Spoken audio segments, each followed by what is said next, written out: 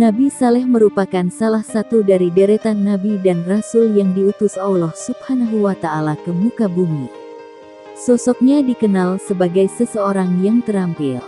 Diketahui bahwa Nabi Saleh besar di lingkungan kaum Samud, tepatnya di kawasan Al-Hijr, Arab Utara. Orang Samud dikenal memiliki kemampuan di bidang arsitektur, bercocok tanam, dan beternak. Kaum Samud mampu memahat bukit berbatu yang terletak di sekitar Al-Hijr. Tak hanya itu, mereka juga membangun istana megah di tanah lapang. Mengutip dari Gramedia, kaum Samud membentuk bangunan rumah dengan gaya Yunani dan Romawi kuno untuk mereka tinggali. Sementara itu, tinggallah Saleh yang diutus oleh Allah Subhanahu wa Ta'ala kepada bangsa Samud. Kala itu, kaumnya tidak mengenal Tuhan. Mereka menyembah berhala untuk dipuja hingga berkurban. Kaum Samud juga memohon perlindungan dan keberuntungan dari patung yang mereka buat sendiri. Orang Samud tidak menerima azab sebelum diberikan peringatan oleh Allah Subhanahu wa Ta'ala. Maka dari itu, dihadirkanlah Nabi Saleh yang berasal dari keluarga terpandang dengan kecerdasan dan sifat yang rendah hati. Kisah Nabi Saleh bermula dari dakwahnya yang ingin menyebarkan ilmu tauhid dengan memperkenalkan Allah Subhanahu wa Ta'ala sebagai Tuhan yang sepatutnya disembah. Ia juga menyampaikan bahwa Allah lah yang menciptakan manusia, bumi dan seisinya. Kaum Samud yang menerima dakwah tersebut bereaksi dengan marah dan murka. Mereka ingkar terhadap Nabi Saleh alaihi wasallam. Usai Nabi menyampaikan berhala yang disembah bukan Tuhan dengan segala kuasanya. Hal tersebut membuatnya dimusuhi oleh orang Samud. Kaum Samud juga dikenal dengan tabiat yang sombong. Tak heran ketika Nabi Saleh dianggap remeh oleh mereka. Tak hanya itu, mereka juga terbiasa berbuat maksiat dengan mabuk-mabukan hingga berbuat zina.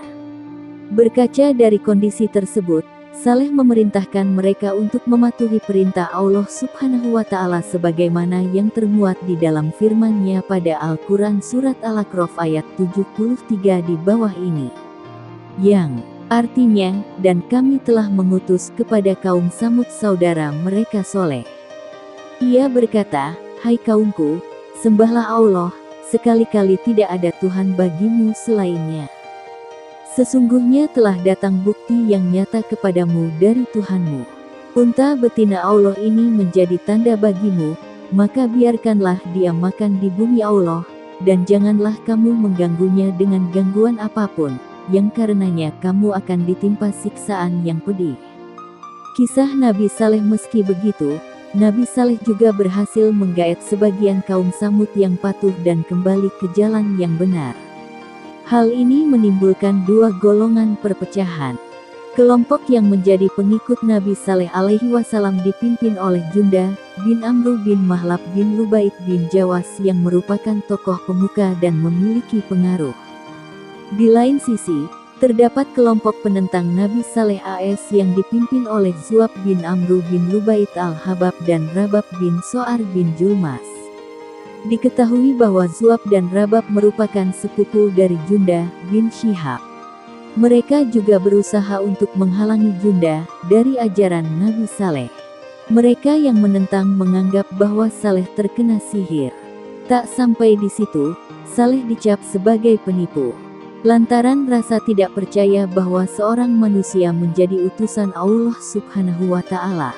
Kisah Nabi Saleh. Unta betina Nabi Saleh memiliki mukjizat dari Allah Subhanahu wa Ta'ala ketika berhadapan dengan kaum Samud. Tepatnya saat mereka memiliki permintaan kepada Nabi Saleh untuk mengeluarkan unta betina dalam keadaan hamil 10 bulan dari sebuah batu besar. Nabi Saleh menerima permintaan tersebut. Setelahnya, ia berdoa kepada Allah Subhanahu wa Ta'ala. Atas kuasanya, Nabi Saleh memukul permukaan batu tersebut dengan tangannya. Lalu, keluarlah seekor unta betina yang karakteristiknya sama persis dengan yang disebutkan oleh kaum Samud. Setelahnya, utan tersebut disebut unta betina Allah. Hal ini membuat orang Samud tercengang. Benar adanya bahwa mukjizat Allah kepada Nabi Saleh menjadi tanda bahwa kuasanya melebihi apapun. Namun, hal tersebut tidak membuat semua orang mempercayai Nabi Saleh.